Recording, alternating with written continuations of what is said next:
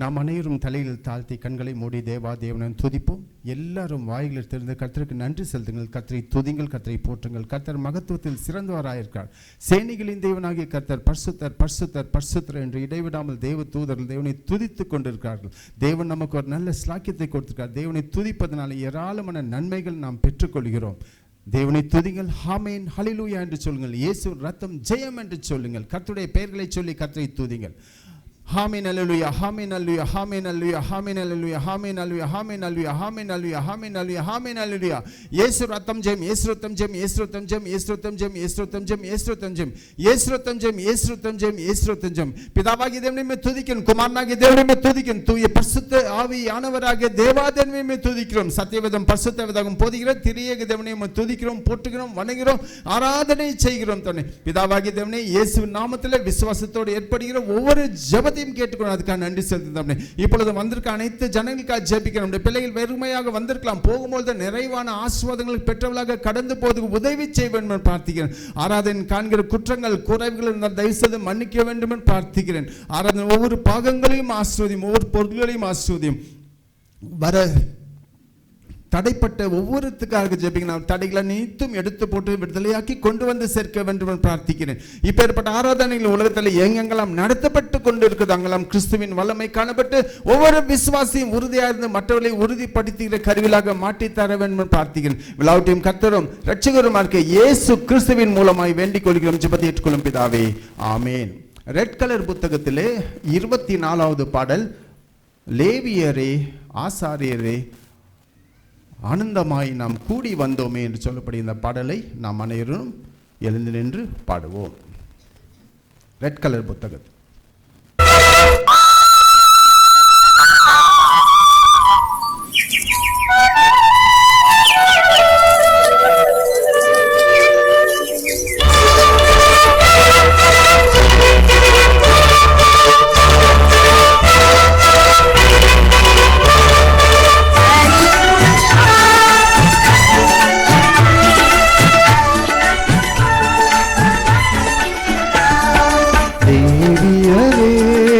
ஆசாரியரே ஆனந்தமாய் நாம் கூடி வந்தோமே.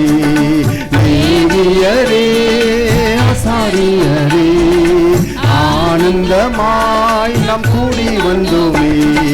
இயேசுவின் பாதத்தில் பரவசமாய், இயேசுவின் பாதத்தில் பரவசமாய் பாரத மீட்புக்காய் கிருபை பெறுவோம். லேவியரே ஆசாரியரே ஆனந்தமாய் நாம் கூடி வந்தோமே.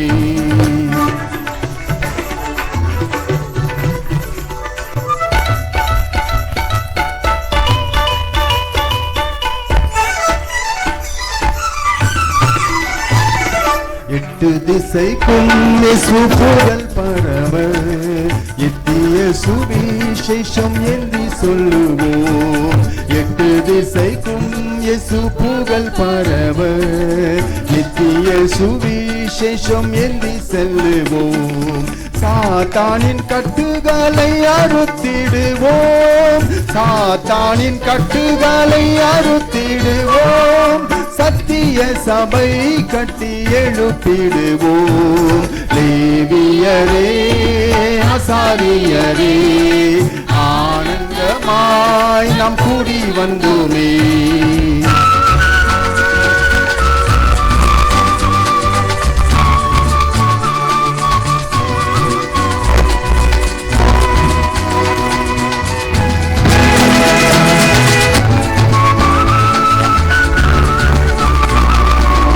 விசுவாச வீரர்களாய் எழும்பிடுவோம், வெளிப்பாடு வரங்களை உபயோகிப்போம். விசுவாச வீரர்களாய் எழும்பிடுவோம், வெளிப்பாடு வரங்களை உபயோகிப்போம். பாதாள கட்டுகளை அறுத்திடுவோம், பாதாள கட்டுகளை அறுத்திடுவோம். பரலோக பலன்களை சேர்த்து கொடுப்போம். லேவியரே ஆசாரியரே ஆனந்தமாய் நாம் கூடி வந்தோமே.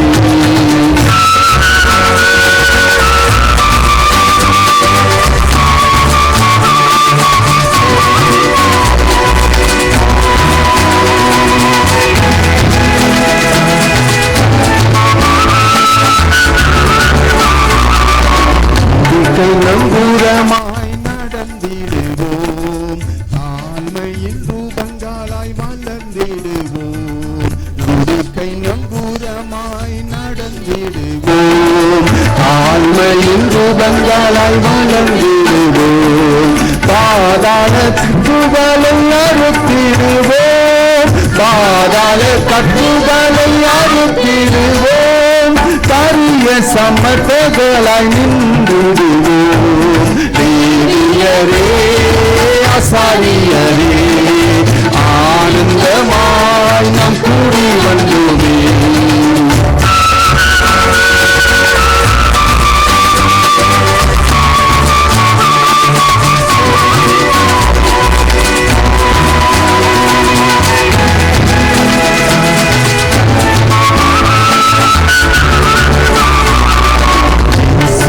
காயங்களின் கனிகளினாம் களி கூடி மகிழ்ந்து ஆடி பாடுவோம். இயேசுவின் கனிகளின் கனிகளினாம் களி கூர்ந்து மகிழ்ந்து ஆடி பாடுவோம்.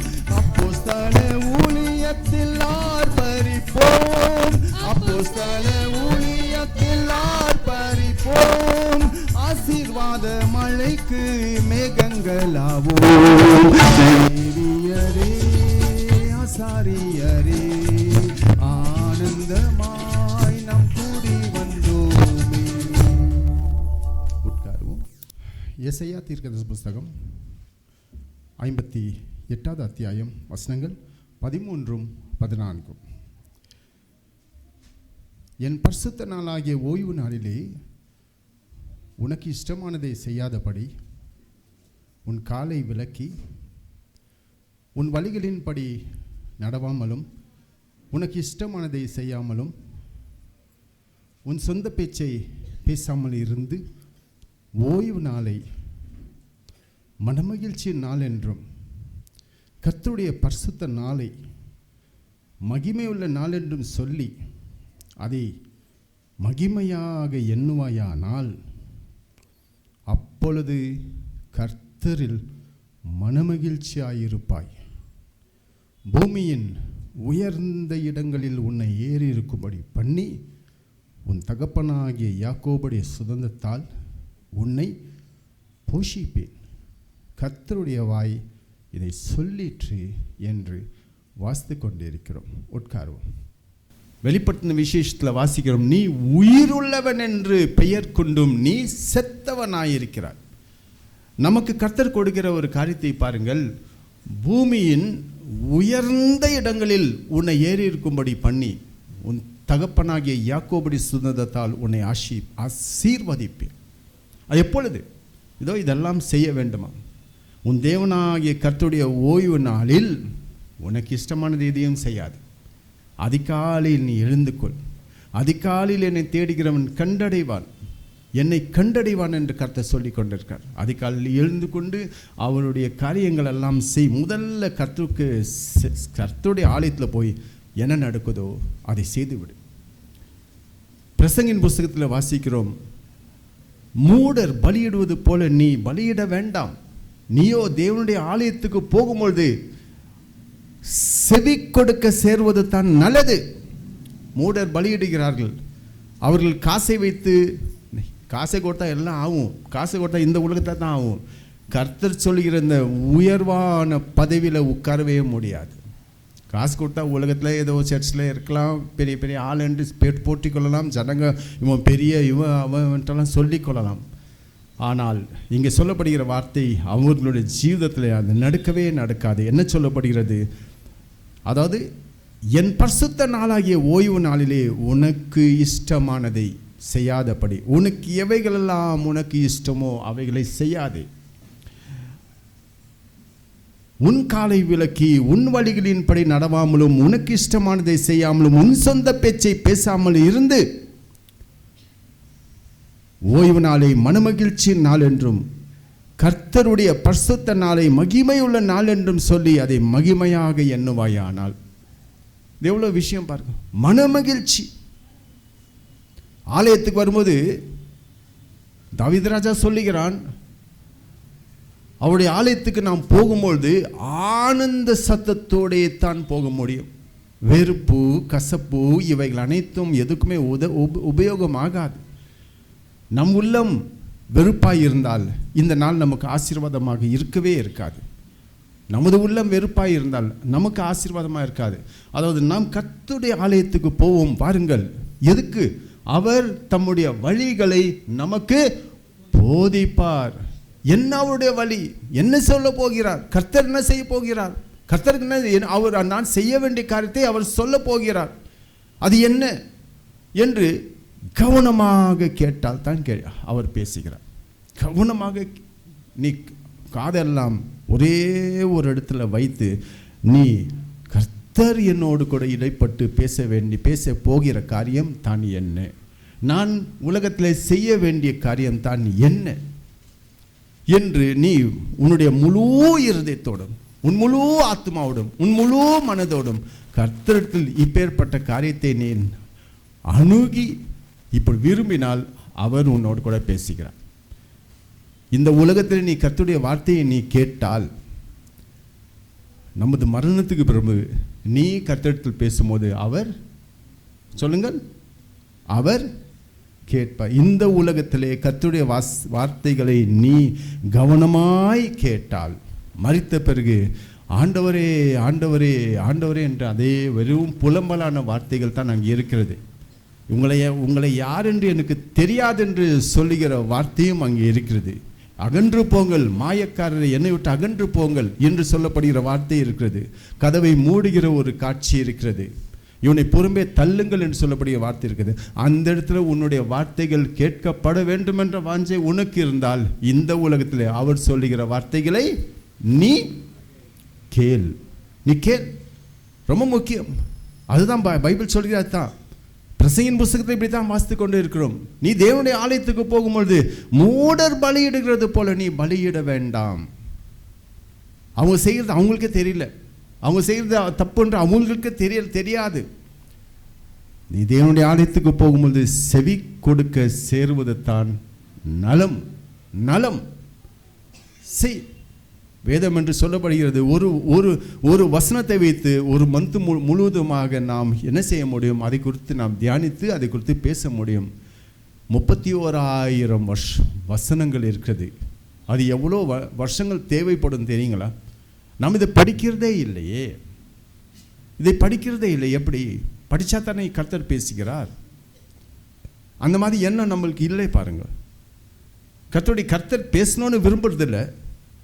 இவன் பேசுறது கர்த்தருக்கு விருப்பம் இருக்குமா? அதுதான் கர்த்தர் ஒரு இடத்துல இப்படியாக நீதிமொழிகள் புஸ்தகத்தில் 1ஆம் அதிகாரம் இதைத்தான் கர்த்தர் சொல்கிறார். ஜனங்கள் கேட்கிறதுக்கு இல்லை. ஜனங்கள் உலக பிரகாரமான காரியங்கள் அப்படியே சிக்கி கொண்டு தவித்து கொண்டு இருக்கிறார்கள். உலகத்தில் இருக்க அத்தனை மனுஷங்கிட்ட போய் உங்களால் எதனா அவங்கள மீட் பண்ணக்கூடிய ஒரு தருணம் உங்களுக்கு இருந்தால் ஒன்று செய்கிறார்கள். ஒரு சைட்டு வாங்கணுன்றாங்க. அந்த சைட்டுக்கு ஒரு காசு இல்லைனாக்கா பேங்க் மூலயமா கடன் வாங்குறாங்க. அந்த கடத்தை தீர்ப்பதற்கு வாழ்நாள் முழுவதும் அவர்கள் பிரயாசம் எடுக்கிறார்கள். எல்லாம் எடுக்கிறார்கள். வாழ்நாள் முழுவதும் பிரயாசம் எடுக்கிறார்கள். பிறகு ஒரு 60-70 வயசான பிறகு அவர்கள் மிகவும் ஓல்டாக மாற்றப்படுகிறார்கள். வயதான கிழவர்களாக மாற்றப்படுவார்கள். பிறகு அவர்கள் கட்டினது விட்டு போக தூக்கின் போக முடியாதான். பைபிள் சொல்கிறது தூக்கின் போக முடியாது. அவர்கள் கட்டினது விட்டுத்தான் போக முடியும். ஆனால் கர்த்தருக்கென்று நீ செலவு செய்த சமயங்கள் மிகவும் குறைவு தான். சில பேர் ரிட்டையர்ட் ஆகிட்டு பிறகு மறுபடியும் ரீரிட்டையர்மெண்ட் மாதிரி இருக்குது. ரிட்டையர் ஆகிட்டு பிறகு மறுபடியும் போய் வேலை செய்வார்கள். கரெக்டாக டைமே இல்லை. பைபிள் படிக்கிறதுக்கு டைம் இல்லை. இந்த மாதிரியான ஜனங்கள் நாம் மரித்த பிறகு கர்த்தருடைய ரெஸ்பான்ஸ் நம்மோடு கூட எப்படி இருக்கும்? இது ஒரு படித்து விட்டு நான் அடுத்தபடியாக போய்விடுகிறேன். அந்த வசனம் அப்படி தான் இருக்கும். அந்த வசனம் என்ன எழுதப்பட்டதோ அது நிறைவேறும். ஆண்டவராக இயேசு கிறிஸ்து சொல்கிற வார்த்தையை பாருங்கள். வானமும் பூமியும் ஒளிந்து போகும். நான் சொன்ன வார்த்தைகள் ஒரு உறுப்பானாலும் சரி ஒளிந்து. வானமும் பூமியும் பெரிய விஷயமே அல்ல. கர்த்தருக்கு முன்னதாக வானமும் பூமி ஒரு பெரிய விஷயமே அல்ல. அது ஒளிந்து போகும். நான் சொல்லுகிற ஒரு வார்த்தையின் உறுப்பு அவமாய் போகாது. நமக்கு என்ன ஒரு உலகத்தில் ஒரு சைட் இந்த சைட்டுக்கு மனுஷன் படுகிற பாடுத்தனமா எவ்வளோ பாடு அனுபவிக்கிறான். அவன் கொஞ்சமாகிலும் தன்னுடைய ஜீவ காலத்தில் தன்னுடைய நித்திய ஜீவனை குறித்து அவன் யோசிக்கிறதுக்கு அவனுக்கு நேரமே இல்லை. அவன் அதுக்கு இடம் கொடுக்க மாட்டேன்கிறான். அப்பேற்பட்டவர்களுக்கு தான் இந்த வசனம். அவருடைய வசனத்துக்கு செவி கொடுத்தவர்களுக்கு அல்ல. வாழ்நாள் முழுவதும் அவர்கள் உலகத்துக்காகவே வாழ்ந்து கொண்டு இருக்கிறார்கள். ஒரு இடத்துல கர்த்தர் இப்படியாக சொல்கிறார், பிரசங்கின் புஸ்தகத்திலே, ஒரு மனுஷன் ஒண்டிக்காரனாய் இருக்கிறான். ஒரு மனுஷன் எப்படி இருக்கிறான்? ஒண்டிக்காரனாய். அவனுக்கு ஒண்ணுமே இல்லை, லைஃப் யாருமே இல்லை, ஹஸ்பண்ட் வைஃப் இல்லை, யாரும் இல்லை, பிசுங்கள யாரும் இல்லை, யாருமே ரிலேஷன் யாருமே இல்லை. ஆனாலும் அவன் செய்கிற காரியத்தை பாருங்கள். படிக்கிறேன், பிரசங்கின் புஸ்தகத்தில் படிக்கிறேன் பாருங்கள்.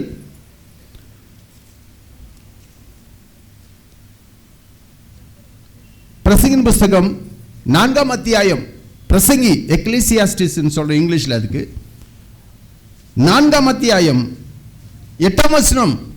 ஒருவன் ஒண்டிக்காரனாயிருக்கிறான், ஒருவன் ஒண்டிக்காரனாயிருக்கிறான், அவனுக்கு உடனாளியும் இல்லை, அவனுக்கு பிள்ளையும் சகோதரனும் இல்லை, அப்படி இருந்தும் அவன் படும் பிரயாசத்துக்கு முடிவில்லை. அப்படி இருந்தும் அவன் படும் பிரயாசத்துக்கு முடிவில்லை. காலையிலிருந்து சாயங்காலம் மட்டும், ரைட்டு மட்டும் அவன் வேலை செய்து கொண்டே இருக்கிறான். அவன் படும் பிரயாசத்துக்கு முடிவில்லை. அவன் கண் ஐஸ்வர்யத்தால் திருப்தி ஆகிறதும் இல்லை. டெய்லி சம்பாதிக்கிறான், சம்பாத்தியத்து மேலே சம்பாத்தியம், சம்பாத்தியத்து மேலே சம்பாத்தியம். நான் ஒரு நன்மையையும் அனுபவியாமல் யாருக்காக பிரயாசப்படுகிறேன் என்று அவன் சிந்திக்கிறதும் இல்லை. நான் யாருக்கு நான் கஷ்டப்பட்டு கொண்டிருக்கிறேன்? நான் சேர்த்து வைத்த இந்த காசெல்லாம் யாருக்கு போய் சேருகிறது என்று அவன் நினைக்க மாட்டேன்கிறான். ஒண்டியா இருக்கிறான். ஒருவேளை கொஞ்சம் அவன் யோசித்தா எவ்வளவு நல்லா இருந்திருக்கும். அவனுடைய நித்திய ஜீவனை குறித்து அவன் யோசித்தால் எப்படி எவ்வளவு நல்லா இருந்திருக்கும். அவனுக்கு தெரியாது என்று நீங்க நினைத்து கொண்டிருக்கிறீர்களா? இல்லை, அவனுக்கு எல்லாமே தெரியும். இந்த பைபிளை பற்றி எல்லாம் தெரியும். ஆனாலும் பிடிவாதமாக நான் செய்வது தான் செய்வேன் என்று அவன் சொல்லிக் கொண்டிருக்கிறான். பாருங்கள், அவன் கண் ஐஸ்வர்யத்தால் திருப்தி ஆகிறதும் இல்லை, நான் ஒரு நன்மையையும் அனுபவியாமல் யாருக்காக பிரயாசப்படுகிறேன் என்று அவன் சிந்திக்கிறதும் இல்லை. சிந்தனையே அவனுடைய ஜீவிதத்தில் வரமாட்டேன்கிறது. அதை பைபிள் என்ன சொல்கிறது? இதுவும் மாயை, தீராத தொல்லை. இவனை மாதிரி கோடிக்கணக்கான ஒண்டிக்காரர்கள் இருக்கிறார்கள். இது மாறுவதே இல்லை, தீராத தொல்லை. உலகத்தில் எல்லா பாடங்களையும் படிக்க அவனுக்கு முடிகிறது. இந்த நித்திய ஜீவனை குறித்த பாடம் அவனுக்கு காதுல கேட்கவும் முடிய மாட்டேங்குது, தலையில போக மாட்டேங்குது. இதுதான் ஜீவிதம். ஏராளமான ஜனங்கள் அவன்கிட்ட பேசியிருப்பார்கள். அவனுடைய ரெஸ்பான்ஸ் எப்படி இருக்குது பாருங்கள். நீதிமொழிகள் 1ஆம் அத்தியாயம் 24. நான் கூப்பிட்டும் நீங்கள் கேட்க மாட்டோம் என்கிறீர்கள். எப்படி கூப்பிடுகிறார் தேவன்? ஜனங்களை வைத்து வேற ஜனத்தோடு கூட பேசுகிறார். ஒரு மனுஷனை வைத்து இன்னொரு மனுஷனத்தில் கர்த்தர் பேசுகிறார். அப்படிதான் டைரக்டா கர்த்தர் வந்து பேசுறதே இல்லை. நான் கூப்பிட்டும் நீங்கள் கேட்க மாட்டோம் என்கிறீர்கள். நான் என் கையை நீட்டியும் கவனிக்கிறவன் ஒருவனும் இல்லை. என் ஆலோசனைகளை எல்லாம் நீங்கள் தள்ளி என் கடிந்து கொள்ளுதலை வெறுத்தீர்கள். என் ஆலோசனைகள் எல்லாம் நீங்கள் தள்ளி என் கடிந்து கொள்ளுதலை வெறுத்தீர்கள். இஷ்டப்படல, வெறுப்பு. ஆகையால் அவர் சொல்றார் பாருங்க, ஆகையால் நானும் உங்கள் ஆபத்து காலத்திலே நகைத்து நீங்கள் பயப்படும் காரியம் வரும்போது ஆகடியம் பண்ணுவேன். நீங்கள் பயப்படும் காரியம் புயல் போல் வரும், ஆபத்து சூறாவளி போல உங்களுக்கு நேரிடும், நெருக்கமும் இடுக்கணும் உங்கள் மேல் வரும்போது ஆகடியம் பண்ணுவேன். ஆகடியம் பண்ணா நான் கேலி பண்ணுவேன் கர்த்தர் சொல்கிறார். கர்த்தர் அப்படி சொல்றது நல்லதா? கர்த்தர் நம்மிடத்து பார்த்து உங்களை பார்த்து நீங்கள் கஷ்டப்படும் போது நானும் ரொம்ப சிரிப்பேன். அவர் சொல்ற அப்படித்தானே சொல்றார். நான் நகைப்பேன், சிரிப்பேன். ஏன்? அவங்க உலகத்தில் இருக்கும்போது கர்த்தர் பேசினார். அவங்க அதை என்ன செய்துட்டாங்க? அவங்க அலட்சியம் படுத்தின தொட்டு கர்த்தர் சொல்கிறார், நீ கஷ்டப்படுகிற நேரத்தில் நான் நிச்சயமா சிரிக்க போகிறேன். நமக்கு யாருக்குமே அந்த ஒரு காரியம் நேரிடாதபடி இருக்க வேண்டும் என்று என்னுடைய பிரார்த்தனையாக இருக்கிறது. ரொம்ப ட்ரை பண்ணுங்க. ஞாயிற்றுக்கிழமை டைம் ஆச்சுன்னு நினைக்கவே கூடாது. என்றைக்குமே கர்த்தருடைய நாள், மனுஷனுடைய நாள் வந்து காலையில் 8:30 மணிக்கு ஸ்டார்ட் ஆகுது, நைட்டு 8:30 மணி மட்டும் அவன் வேலை செய்கிறான். மனுஷனுடைய நாள் இல்லையா? எவ்வளோ மணி மட்டும் வேலை செய்கிறான்? 8 மணிக்கு ஸ்டார்ட். இப்போல்லாம் அப்படி தான். இப்போல்லாம் ஆஃபீஸ் டைம் எல்லாம் இல்லை. 8 மணிக்கு போயிடுறாங்க, வீடை விட்டுட்டு போயிடுறாங்க. பஸ்ஸு 2 பஸ்ஸு பிடிச்சிட்டு போகணும். மறுபடியும் அவங்க வீட்டுக்கு வர்றதுக்கு 9 மணி ஆகுது. மனுஷனுடைய நேரம், மனுஷனுடைய நாள். இப்படி பார்க்கும்பொழுது கர்த்தருடைய நாள் எப்படி இருக்கணும்? கர்த்தருடைய நாள் எப்படி இருக்கணும்? அதாவது பைபிள், அதாவது ஜனங்களுடைய மனசு பாருங்க என்ன சொல்றாங்க. அவங்கனாக்கா மற்றவர்களை போய் அவங்க வாழ்த்தும் பொழுது, நெடூழி காலமாக நீ வாழ்ந்திருப்பாயாக. எவ்வளவு காலம்?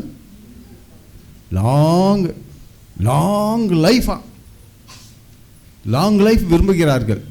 எல்லாருக்கும் அப்படிதான் சொல்லிக் கொடுக்கிறார்கள், லாங் லைஃப் இருக்கணும்னு விரும்புகிறார்கள். ஆனால் கர்த்தருடைய வசனம் வரும்பொழுது ஷார்ட்டாக இருக்கட்டும்ன்றாங்க. எப்படி இருக்கணும்? ஷார்ட். லைஃப் மட்டும் லாங்காக இருக்கணுமா? கர்த்தருடைய வசனம் ஷார்ட்டாக இருக்கணும்ன்ட்டு. இவங்களுடைய நிலைமை என்னவாக இருக்கும்? அப்போ இவங்க பார், காலையில் ஒரு 8 மணிக்கு வந்தால் ஒரு 9:30க்குள்ளே அவங்களுடைய கர்த்தருடைய நாள் முடிஞ்சிச்சு. அவ்வளோதான் அவங்களால இருக்க முடியும்.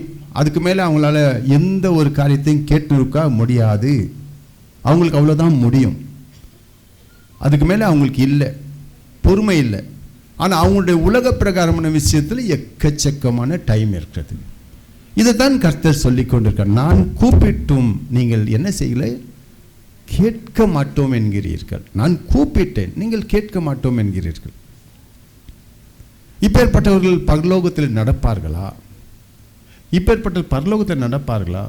ஒருவன் பரலோகத்தில் அந்த கேட் கிட்ட உட்கார்ந்தாலும் பரல, பிச்சைக்காரர்களை போல உட்கார்ந்தாலும் பரல, தண்டனை இல்லை. ஆனால் ஒரு மனுஷன் நரகத்துக்கு போயிட்டாக்கா அவனுடைய வேதனை எவ்வளோ தெரியுமா?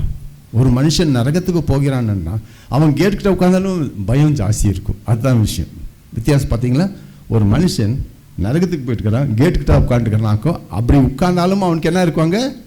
பயம். ஒரு மனுஷன் பரலோகத்துக்கு போயிட்டு கேட் கிட்ட தான் உட்காந்துக்கிறான், அவன் செய்த வேலை அவ்வளோதான் உலகத்தில், ஆனாலும் அவன் சந்தோஷமா இருப்பான்.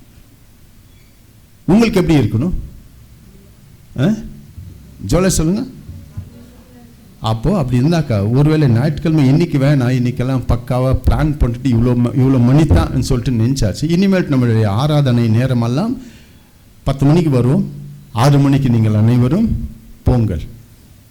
அப்படி தான் இருந்தால் அதுதான் கர்த்தருடைய நாள். மனுஷனுடைய நாள் 8:30 மணிக்கு ஸ்டார்ட் பண்ணிட்டு நைட் 8:30 மணி மட்டும் வேலை செய்கிறார்கள். கர்த்தருடைய நாள் வரும்பொழுது நம்மும் அப்படி இருந்தோம் வைத்துக்கொள்ளுங்கள். இப்போ இருக்கிற அது பலத்தை விட 10 மடங்கு பலம் கர்த்தர் கொடுக்கிறார். இப்போ எப்படி இருக்கிறீங்க? இதை விட 10 மடங்கு நீங்கள் நல்லா ஆகிறீர்கள். ஏன்னாக்கா கர்த்தருடைய நாளை நீங்கள் அவ்விதமாக நீங்கள் ஆசரிக்கிறீர்கள். ஆகையால் நீங்கள் அப்படித்தான் இருப்பீர்கள். கர்த்தருடைய நாள் டைம் ஆச்சு என்ற பேச்சு மட்டும் உங்கள் உள்ளத்தில் வரவே கூடாது. ஒருவேளை பாஸ்டர் இன்னைக்கு மெசேஜ் கொடுத்துட்டு வீட்டுக்கு போகிற மாதிரி இருந்தாக்க ஏன் முடிச்சிட்டாரோ இன்னும் சொல்கிற அளவில் நீங்கள் இருக்கணும். சீக்கிரம் முடிச்சிட்டாரு என்று சொல்லுகிற அதுக்கு தான் பேர் தாகம். அதுக்கு பேர் என்ன? தாகம். கர்த்தருடைய விஷயத்தில் அவர்களுக்கு தாகம் இருக்கிறது. அப்படி ஒரு வளர்க்கப்பட வேண்டும். அப்படியாக நீங்கள் வளர்க்கப்பட வேண்டும். அப்படி நீங்கள் வளர்க்கப்பட்டால் நிச்சயமாக நான் சொல்லுகிறேன், நீங்கள் இப்பொழுது எப்படி இருக்கிறீர்களோ இதோட 10 மடங்கு நீ நல்லா ஆகிறீர்கள். தானியேல் அதை தான் சொல்கிறான். என்னை செக் பண்ணிப்பார். நான் சிம்பிளாக இருக்கலாம், சிம்பிள் ஃபுட்டு சாப்பிடலாம், ஆனாலும் மற்றவர்களை விட நான் 10 மடங்கு நான் நல்லா இருப்பேன். அந்த ராஜா கரெக்டாக பார்த்துட்டு அவர்களை எப்படி பார்த்தான்? மற்றவர்களை காட்டிலும் 10 மடங்கு அவர்கள் சமர்த்தராக இருந்தார்கள். 10 மடங்கு. நீங்கள் முயற்சி எடுங்கள். முயற்சி ஒருவன் எடுத்தால் அதில் அவனுக்கு தோல்வி என்ற வார்த்தை இல்லை, முயற்சி எடுக்காதது தான் பிரச்சனை. ஒரு மனுஷன் முயற்சி எடுத்தால் அவன் தோல்வி அடையவே மாட்டான். இப்பொழுது கர்த்தருடைய வசனம் வாசிக்கப்படும். சிஸ்டர் மெர்சி ஸ்டான்லி அவர்கள் முன்னதாக வந்து வசனத்தை படிக்கும்படி கேட்டுக்கொள்ளப்படுகிறார்கள். Reading is taken from the book of Luke, Saint Luke, chapter 2, verses 7 to 14. Saint Luke, chapter 2, beginning to read at 7. And she brought forth her firstborn son, and wrapped him in swaddling clothes, and laid him in a manger, because there was no room for them in the inn. And they were in the same country, shepherds abiding in the field, keeping watch over the flock by night. And lo, the angel of the Lord came upon them, and the glory of the Lord shone round about them, and they were sore afraid. And the angel said unto them, Fear not, for behold, I bring you good tidings of great joy, which shall be to all people. For unto you is born this day in the city of David a Saviour, which is Christ the Lord. And this shall be a sign unto you: ye shall find the babe wrapped in swaddling clothes, lying in a manger. And suddenly there was with the angel a multitude of the heavenly host, praising God and saying, Glory to God in the highest, and on earth peace and goodwill toward men. And it came to pass, as the angels were gone away from them into heaven, the shepherds said one to another, Let us now go even unto Bethlehem, and see this thing which is come to pass, which the Lord hath made known unto us. And they came with haste, and found Mary and Joseph and the babe lying in a manger. And when they had seen it, they made known abroad the saying which was told them concerning this child. And all they that heard it wondered at those things which were told them by the shepherds. But Mary kept all these things and pondered them in her heart. And the shepherds returned, glorifying and praising God for all the things that they had heard and seen, as it was told unto them. Here ends the scripture reading. Thanks be to thee, O God. உட்காருவோம்.